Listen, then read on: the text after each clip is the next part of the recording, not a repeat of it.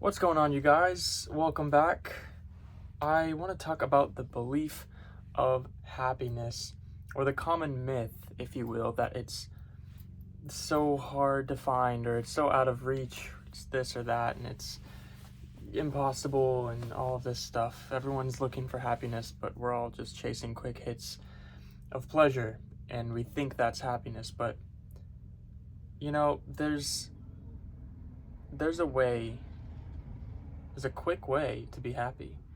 It's like getting rich. Everyone thinks, oh, get rich quick is a scam. No, the scams are get rich easy. It's not easy to get rich, just like it's not easy to be happy. But it can be done quickly if you know how to do it, and you can develop the skill set of training yourself to find that. So basically, here's the deal.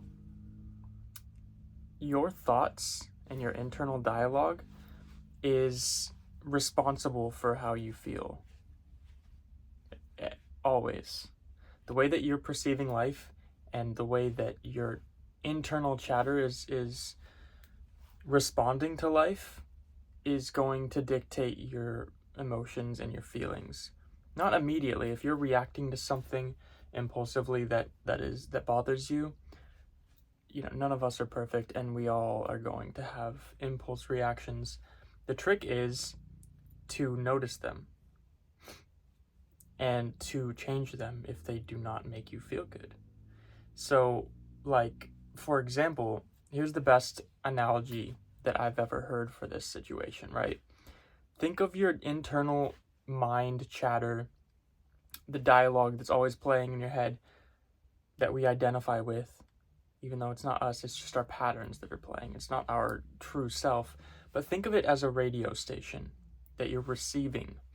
And, if you're driving down the highway for, if you're on a road trip or something, and you're listening to a station that you hate, like, say, country music is playing, or pop music is playing, or something that you despise, or something that just you don't enjoy, and you'd rather be listening to classic rock or throwbacks or 90s music, whatever the case, if you're not into what's playing, if you were just driving and being pissed off at your radio or your Spotify playlist for not being what you want, and you would just continue doing that the whole way, that would be ridiculous. That would be insanity. You would literally be insane if you were allowing that and not going on your phone and changing the radio or the playlist or whatever it is that you're listening to.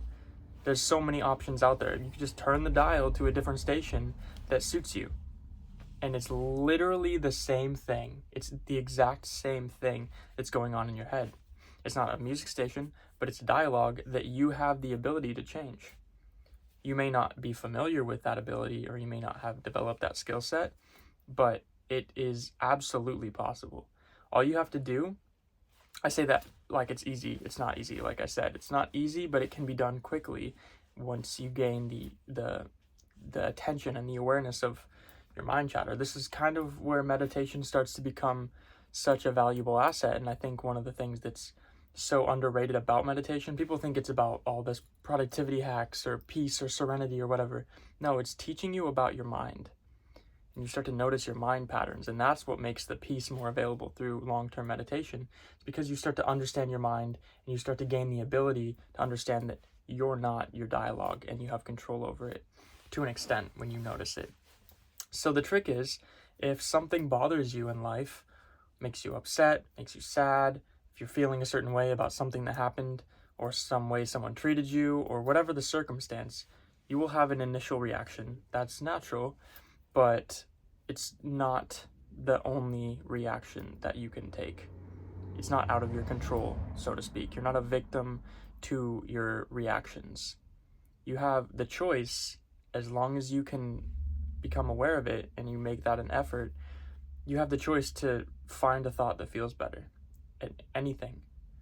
Some things, when you're talking about long-term, like chronic mental illness, this is a lot different. So I'm not trying to cover everything with this idea, but when I'm talking about like everyday general reactions to life, I think a lot of our instant reactions are self-harming, and they put our mood down and they ruin our days, and we let them ruin our days because it's comforting to feel like a victim, and it's too much effort to like try to not. So it becomes this weird parasitic thing where we enjoy complaining and we enjoy playing the victim. But really, the trick is, if someone says something to you that rubs you the wrong way, you will feel that initial offense, and then you have the choice to say, okay, let me think about how I'm perceiving this and how this is playing out in my head, and I can either allow it to bring me down and to bring me into anger or into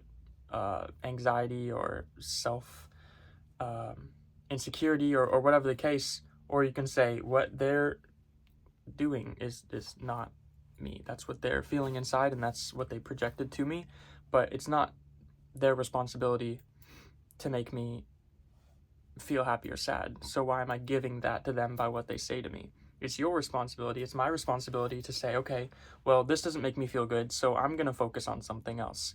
And then you find a thought that feels better, or find a distraction or somewhere to place your attention that doesn't make you feel bad.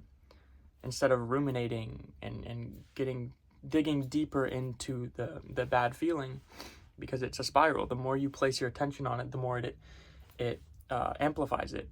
This is true with anything. Your attention is your power, and whatever you place your attention on is amplified. And this is the essential teaching of law of attraction. It's really law of distraction. It's finding things that feel good instead of the things that feel bad, because the things that feel bad will never not exist. It's impossible. There's always the bad with the good. But it's our responsibility to say, okay, well, this is what I want, so that's what I'm going to pay attention to. Even if it's not true in the moment, even if you have to lie to yourself, we're lying to ourselves all day long with excuses or this or that, to make excuses for why we feel a certain way, or whatever the case. We lie to ourselves quite often, so do it to your benefit instead of to your detriment. This is a metaphor that I heard from Abraham Hicks, who's like a spiritual teacher, speaker, if you're not familiar. Sometimes it's not everyone's cup of tea. She could get a little bit out there with the woo, but I think the core message is really important, that we are all in charge of our thoughts, and it really is as simple as finding a thought that feels better in any way. It's not, like I said, it's not easy, but it is that simple. And once you can train that ability, it's that's the secret. People say there's no secret to being happy. There is. That's the secret. Pay attention to your thoughts, and you will very quickly realize that your thoughts are harming you constantly, all day, subconsciously. So the more that you can train that effort, the better off you'll be, and you will notice things that don't serve you in your mind. And then once you notice it, now you have the power to shift it. So that's the secret, guys. I know it's not a get rich quick kind of thing, but it is a get rich easy if you can manage it. So I hope that helps. I hope that's at least something new for some of you, or a valuable reminder. Take it for what it is. Try it out if you want to. I hope it helps, and I will catch you guys on the next one.